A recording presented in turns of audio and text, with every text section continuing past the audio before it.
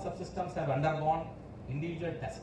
Okay, but after integration, all the subsystems of the spacecraft, it has to go a collective test or integrated test, and that is done by putting this whole spacecraft in a big chamber which you see over here. It's an 11-meter class chamber where the whole satellite will go inside and sit there down, and then they will close this lid which you see here in the top, this lid, and then they will create a vacuum inside, and then they will put the solar load. That means as if you are getting heated by the sun from one side, and then simulate the conditions as it is going to face in the space. This is a very tedious job. It takes about a month or two to simulate, because each subsystem has to be tested in coordination with the other subsystems. Okay, and this is a real test to prove that the satellite will be really working when it goes to space. This is how it looks like inside the chamber. This is the solar load being given to some of the subsystems of the spacecraft to see their functionality. And also, of course, the solar panels which you see over here, they are, each of these solar panels and the cells sitting there are tested before we fly.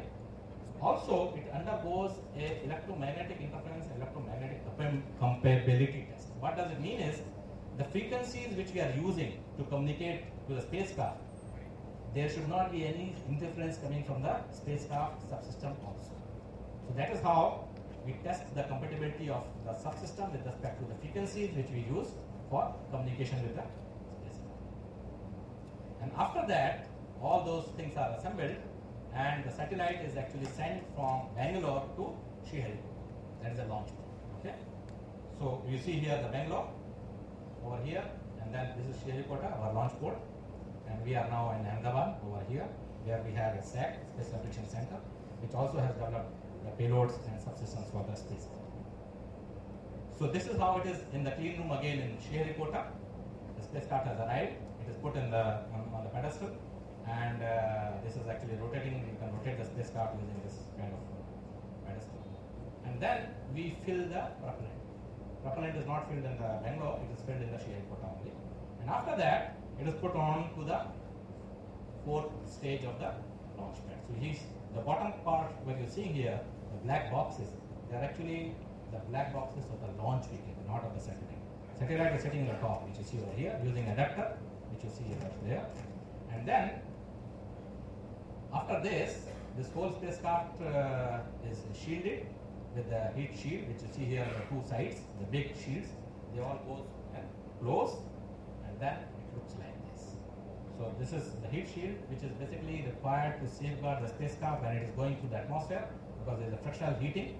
And once the launch vehicle has reached almost like 120 kilometers above the surface of Earth, these heat shields get separated because they are no longer needed. So this is how the launch port looks like in Sriharikota.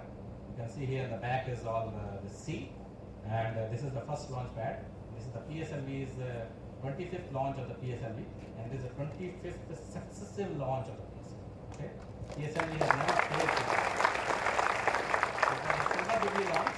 It was a silver jubilee launch for PSLV, and we had a fantastic launch. I will show that also. And this is how the ignition took place at 14:38 Indian Standard Time on 5th of November. And in the back side, if you see here, the back, the four poles you see, this is the second launch pad. So there are two launch pads on Sriharikota, the first launch pad and second launch pad. We took flight from the first launch pad. And this is how it starts moving up. And after we were put into the orbit around the Earth, it was called initial orbit. That is 23,550 kilometers by something like 250 kilometers. So this is the initial orbit in which the launch vehicle has put us, the MOG. Okay. Then we use the fuel on the spacecraft to raise this orbit slowly in different burns. We call it as burns, which will fire the engine of the spacecraft, and we raise the orbit. So this is how you see the different orbits are raised. This is basically to get more and more velocity, or you are basically increasing the velocity of the spacecraft. Okay. So all these burns used to happen in the middle of the night. So we all had sleepless nights around that time, even after the launch on 5th of November. You see November 7th, 8th, 9th, 12th, 16th. And finally, the most important launch was, the firing was on the early morning of December 1st. which is called TMI, trans-Mars injection. That means you impart enough velocity for the spacecraft to escape the Earth. Okay? And during this orbit raising process, we also tested various payloads or subsystems which are there on the spacecraft. And one of them, which you must have seen, was through this first image of the Mars color camera, which we took on 19th of November, and you can very clearly see India, right? It was taken with at around 2 o'clock Indian time, so that you can clearly see India. This is the image taken at a distance of almost like 68,000 kilometers from Earth. Okay? So after this, the most important one was on 1st of December early morning, as I told, and it imparted a velocity of about 648 meters per second extra. Okay? And after burning for 22 minutes, and that is what we call that the mom is escaping the mother Earth. It went to a trajectory so that it need not come back on the Earth in this kind of loop, it will escape constantly. So the journey of the Mars or mom started on 1st of December from Earth, and on 5th of December, actually it escaped the Earth gravity or Earth sphere of influence. Okay? So how does this mom look like? This is the various subsystems of the mom which you see here, which I was talking about. And if you assemble them, they look like what is shown in the bottom. And how does it look like when you put in the launch vehicle on the top of the launch vehicle, along with the heat shield. This mom has 5 payloads, as I was talking about. And the total weight of the payload is about 13 kgs, which is shown over here. And 3 of these payloads are developed in Ahmedabad, in Space Acquisition Center. That's called Mars Color Camera, Methane Sensor for Mars, and Thermal Imaging Spectrometer. One of the payload is developed in LEOS in Bangalore, which is called Laminar Photometer. And the Space Research Laboratory of Vikram Sarabhai Space Center in Trivandrum, from where I am, we have developed a payload called Mars Exospheric Neutral Combustion Laser, or MANCA. So we are actually sending MANCA to Mars. So these payloads, as you see over here, are assembled onto the spacecraft at different sites. The 3 of these payloads, which is sitting on the one side of the spacecraft, as you see here, MCC, MSM, and TIS. And then you have lab sitting on the top, and then you have MANCA sitting on one of the axes. So they are all mounted because the 3 remote sensing payload which you see over here, the MCC, TIS, and MSM, they want to look at the Mars. Similarly, the lab payload. But the MANCA wants to look along the velocity vector of the spacecraft, and that's why we have mounted it along the roll axis of the spacecraft. So depending upon the requirement, scientific requirements of what you want to do, different payloads are mounted at different locations. And I will briefly tell about each of these payloads very briefly. This is a methane sensor for Mars. This is basically meant to understand whether Mars has a methane. Okay? This is a differential radiometer operating in sphere, short wave and infrared, what we call. And it will try to measure the column of methane. Okay? And this is the instrument you must have seen here in our exhibition also, the live exhibition. This is the instrument sitting there, which you see. And I will not go into detail of this, but it basically contains a Fabry-Pérot echelon with 2 channels. One is called the reference channel, another is called the methane channel. So you differentiate between the 2 and take the difference to give you the abundance of methane in the Martian atmosphere. And this instrument works in 1640 to 1660 spectral range, which you see here, nanometer, and it will give a resolution of almost like 0.63 kilometer when it is closest to the Mars, and about 135 kilometers when it is farthest from the Mars. Because the orbit of the MOM is highly elliptical, you must have seen. And this is about now close to 400 kilometers by 80,000 kilometers. So that means when you are farthest away from the Mars, you will be having a much coarser resolution compared to when you are close to the Mars. And this instrument is meant to look at methane because methane is very important gas which comes out because of biogenic activities. Okay? If you look at the Earth, this is the pie chart for the methane sources on Earth. Okay? And if you look at this, you will see that almost like 70 or 75% of the methane is produced by anthropogenic activities. Okay? Or you can say biological activities. It may not be by humans, it could be anybody. There are a lot of bacteria which also produce methane. Okay? So if you have a presence of methane, it indicates the presence of life. It doesn't mean that life is there, but it indicates the presence of life because there are other geological processes also which you see here, 25% of them, which can produce methane. So that's why methane presence and detection is very important, and that's why one of the science goal of the Mars mission is to detect the presence of methane. The other one is thermal imaging spectrometer, or called TIS, and this is basically to map the thermal emissions of Martian environment, and this is basically a bolometer, uncooled bolometer, which relies on very low mass of 3 kgs or 3.2 kgs. And this instrument is also sitting here in the exhibition. You can go and see that. This is a wonderful experiment which will tell us distribution on the Martian surface. And if you are able to do some kind of modeling, it can actually give information about the mineralogy. The other instrument, which is the MENCA, for which I am the PI, and this is a neutral mass spectrometer, and this is meant to study the composition of the Martian exosphere. Exosphere means a region in the upper atmosphere of the planet where you don't have collisions. Okay?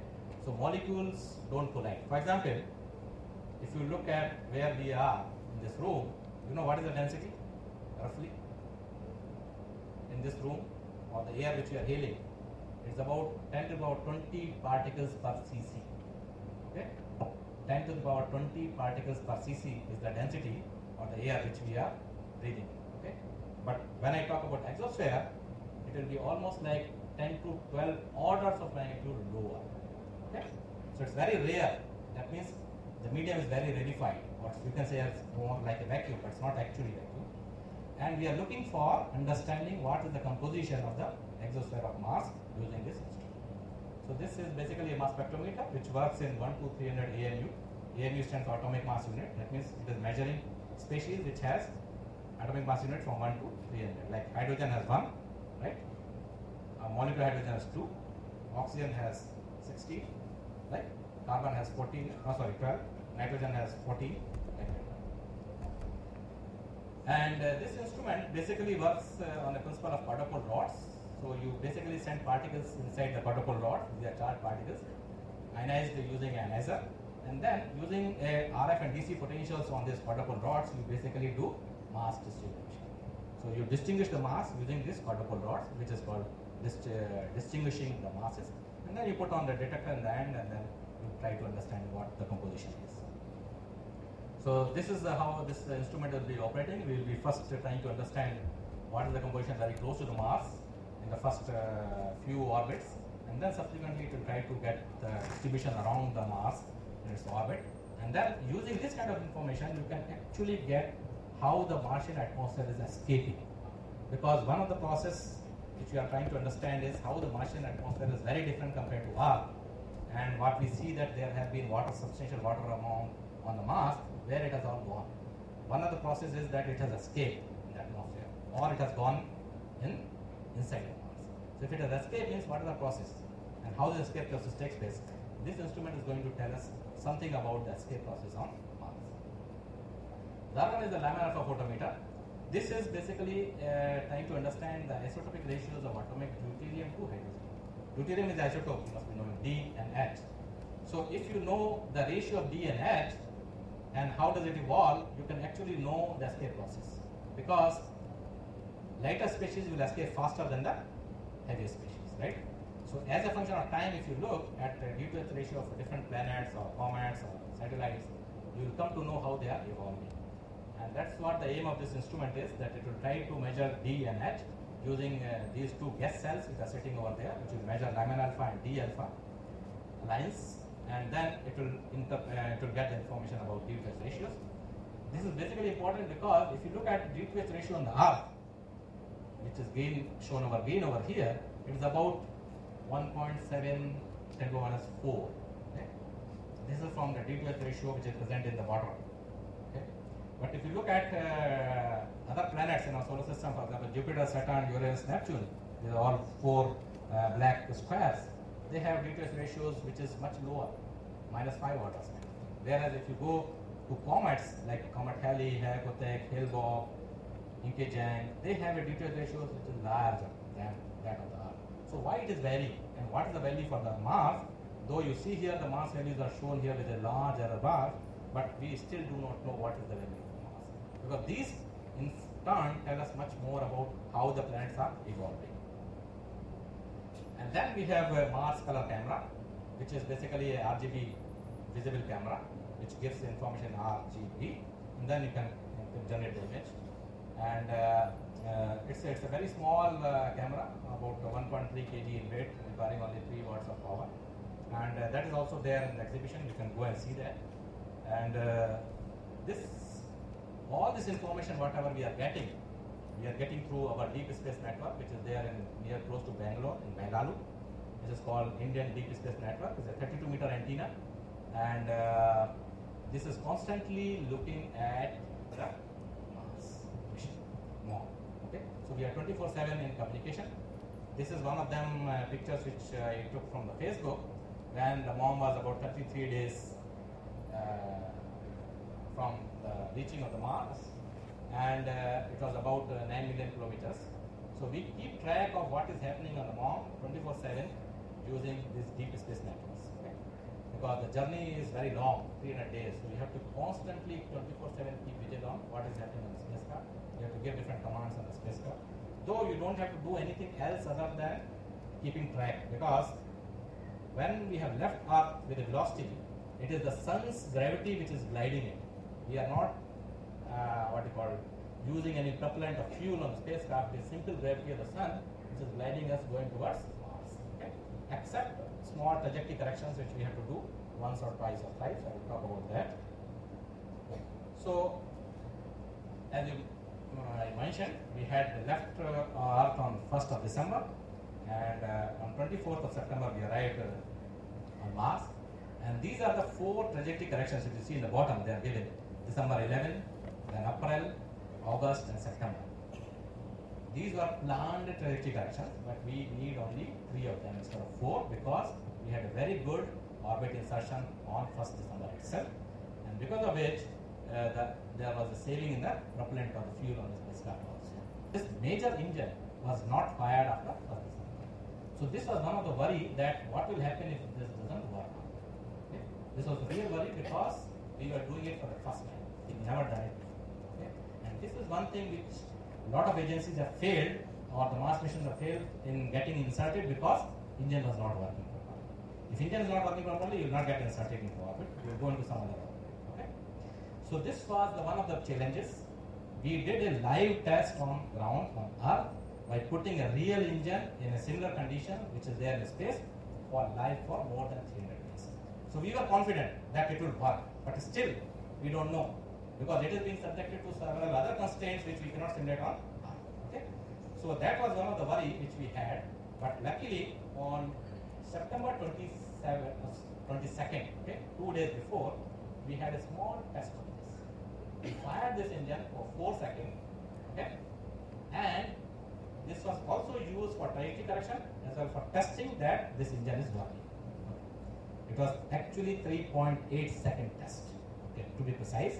It gave a delta V, whatever we wanted, and we found that it is working. That gave us a confidence that on 24th we will have a real insertion with the correct orbit, whatever we want to achieve. Okay, and that is what happened. This is all the time sequence. I will not go into detail of it. This is how whole sequence runs in the morning. We upload these commands almost like 10 days in advance on the spacecraft, test it, download on the ground, check each line and command that everything is fine. So these are all the timelines of how this changeover will happen, how the spacecraft will rotate and all those things and when it happens. And during the orbit insertion, we were using not only Indian deep space, which you see here in Bangalore, but we are also using Madrid, Galveston, and Kerala. These are the deep space network of NASA. So whenever there is a space missions like this and where our crucial moments are there, all agencies collaborate with each other. So we are sharing the resources from NASA. And these were the good luck coming from JPL, and this is from Madrid, Goldstone, and Kerala. So they were all participating 24/7 with us. They were all manning those deep space networks and providing data to us live. Okay. And how does it happen? You see here, we started coming very close to the Mars, and then we reorient the spacecraft. Okay. So the spacecraft orientation is shown over there on the top. We orient it, and then in the same velocity in which we are going around the Mars, we started firing. That means what we are doing, we are reducing the velocity of the spacecraft. If you don't reduce the velocity of the spacecraft, it will be a flyby. It will simply go by, fly past the Mars. So So we have to reduce the velocity of the spacecraft exactly by 1087 meter per second to get into the correct orbit. Okay? So that's why we rotate the spacecraft, start firing. Once we start firing, immediately we were in the shadow.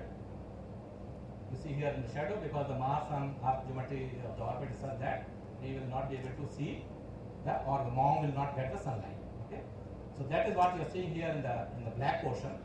And then in the blue portion, or the violet the orange one, okay, you see the engine firing starting, and then immediately around that time itself, you have a communication blackout. This is this, okay.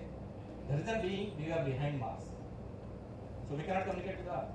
All this 4 deep space network which is there, which are constantly seeing, cannot see anything because we are behind the planet. So communication blackout. That's called communication blackout. So for 20 minutes, we had no communication. Engine was firing. We are all waiting anxiously what is happening. Okay? But we were confident, yes, once it comes out of the blackout, communication blackout, we will see the results. But it took almost like 11 minutes for us, even after the blackout is over, for us to get the signals. Okay? And then communication resumed. You can see here the green symbols. So we got that information about that. And then we got into an orbit which is 423 kilometers by 80,000 kilometers around the Mars. So that is how we achieved, and this was one of the longest firing which we can say, about 24 minutes of burnout, 24 minutes 14 seconds, and we were able to achieve the orbit whichever we wanted, and the reduction in the delta V, if you see over here, is given over here, 1098.7 meter per second to be precise. Okay, so this 0.7 has a lot of meaning. If 0.7 become 0.5, it will change the orbit. Okay, so it's a very tricky calculations which has to be done by people, different groups of the people. How much firing will be done, at what angle it will be done, what will be the orientation of the spacecraft exactly when you are doing the firing. Okay, and these are all done with help of gyros and inertial subsystems on the spacecraft, which keep the orientation of the spacecraft in the correct orientation when the firing is taking place. Otherwise, the star will go away in some other direction. Okay? So with this all, we went around the Mars, and we came to know about this on 8 a.m. on 24th of September. That mission is accomplished, and our PM was there.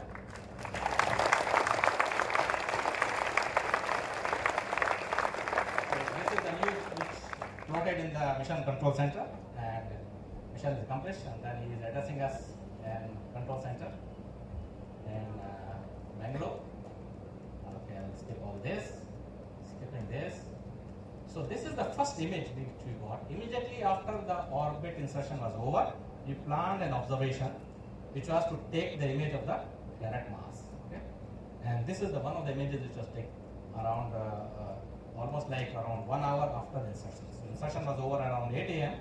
We took this image around 9 a.m. in the morning, and then this was processed and it was presented to PM on next day afternoon.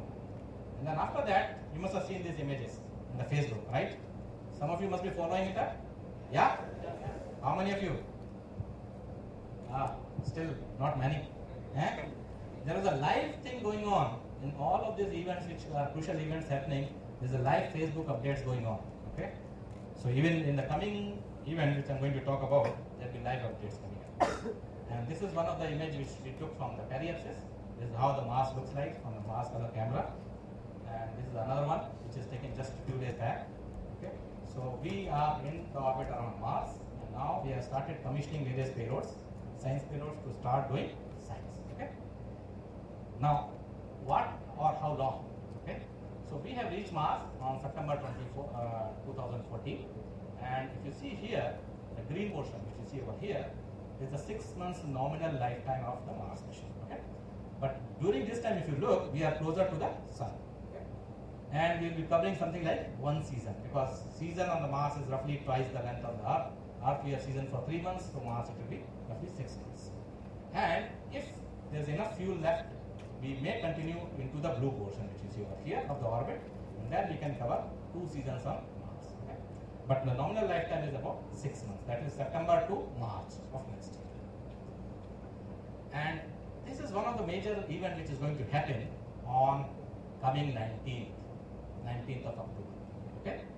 This is that a comet called Comet Siding Spring 2013 A1. Okay, Siding Spring is the name of the consortium of the telescopes. So this is not the name of a person. Okay, real name of a comet is C 2013 A1. Okay, this is the nomenclature given by International Astronomical Union to different objects in the space, and the comets are classified like this. That means it is 2013 year, first comet in the first half of the January, A1. So first comet in first half of January it was discovered. That's why it is called 2013 A1. And this is a comet which is coming for the first time in our solar system. It's a comet which is belonging to inner what we call old clouds, which is something like 10 to 4,000, 10 to 4, 5 AU away. It's a huge cloud of comets. And some of these comets get perturbed because of the motion of the solar system through the galaxy, and they enter into a solar system. So this is the first entry of this comet into a solar system, and it is going to have a very close flyby of Mars on 19th of October at 18:30 UT, Universal Time. We only talk in Universal Time because that is how different space agencies can coordinate. Otherwise, if you start talking about Indian Standard Time, it becomes very difficult for people to understand. So, and it will be at a distance of almost like 1.3 million kilometers. Okay? And this comet, if you look, is coming from the southern hemisphere. So it is coming, if the planet is moving like this around the sun, the comet comes like this at 90 degrees. So actual inclination is 120 degrees. Okay? And this comet, comets, is a very small bodies in our solar system of almost like a kilometer nucleus, but they develop a huge tail. Tail of the comets will be almost like million kilometers long. Okay? And they keep on losing their material because they are very small in size, and they develop a huge tail along with the dust particles. So there is neutral, gas, and dust. And this dust is the one which is very dangerous for the satellites. So you have to safeguard your assets on Mars now from a comet which is coming close to Mars. It's not coming close to Earth. Okay? But it's also an opportunity for us to do science. So it's like we are not planning for a mission to go to comet, but comet is coming close to. Okay? But it's both ways. You have to safeguard the spacecraft and you have to do science. So this is one of the big events which is going to happen, and we are all preparing for safety of the spacecraft, safety of the mom, our mom, Indian mom at Mars, and to do science. So keep tracking about this, updates on the Facebook, you will get. Okay? What big next? So we have achieved mom is around Mars. The next big thing is, let me show this one first. Whether it will work here or not, we will see.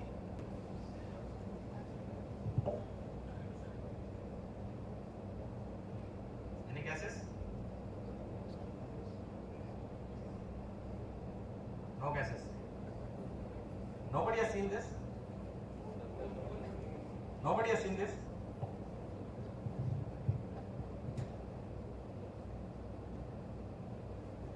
This is lunar surface. Lunar surface as seen by Chandrayaan-1. Okay? So this is the information which we already have from the Chandrayaan-1 mission. Okay? And what we are going to do is now to send the Chandrayaan-2 mission. Chandrayaan-2 mission, which will be much more complex, much more comprehensive mission. And the reason for that is it will contain not only the orbiter, which we have sent earlier, but it will also contain a lander, which you see here, as well as the rover. So lander will be sitting inside a rover, and it will be having a controlled landing onto the lunar surface, and then a rover will come out of that and move on to the lunar surface. So this is going to be much more complex mission because it involves new technologies to be developed for landing on a planetary surface. Okay? In addition to this, it involves technologies for orbiter to come out of the lander and then move on to a lunar surface. Okay? So this mission has a lot of objectives, whatever we can state, but the most important is technological development for deploying a lander and a rover onto another planet, starting with the moon. And if we are able to success in this, then we can start thinking about having a lander on the Mars. and we are likely to go for this mission around middle of 2017. It will be with a bigger what you call launch vehicle, which is called GSLV Mark 3, Geosynchronous Satellite Launch Vehicle, because the lift of mass of this total spacecraft would be about 3 tons. It's much heavier, almost like twice the size mass of the Mars mission. Okay, so this will be one of the complex missions which we are going to achieve. There's another one which is in pipeline, is called Aditya L1 mission, which is actually for studying the sun. Okay, and that will go to a point called L1 point. It's called first Lagrangian point between sun and Earth, where you can have constant observation of the sun, because there is a point which gives you a stable orbit, and you can go as the Earth goes around the sun. This satellite will also go around the sun, and it will constantly monitor the sun. So these are our 2 missions which are coming up. So gear it up. This is all details about that. After going into an orbit around Earth, you will go to an orbit around Mars, and then it will go to 100-kilometer orbit, and then slowly land around to the surface. So keep track. Stay tuned. Thank you all.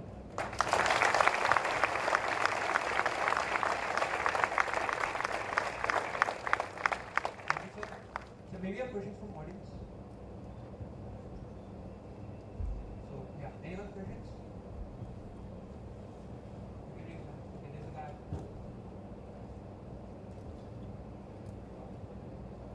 Yes.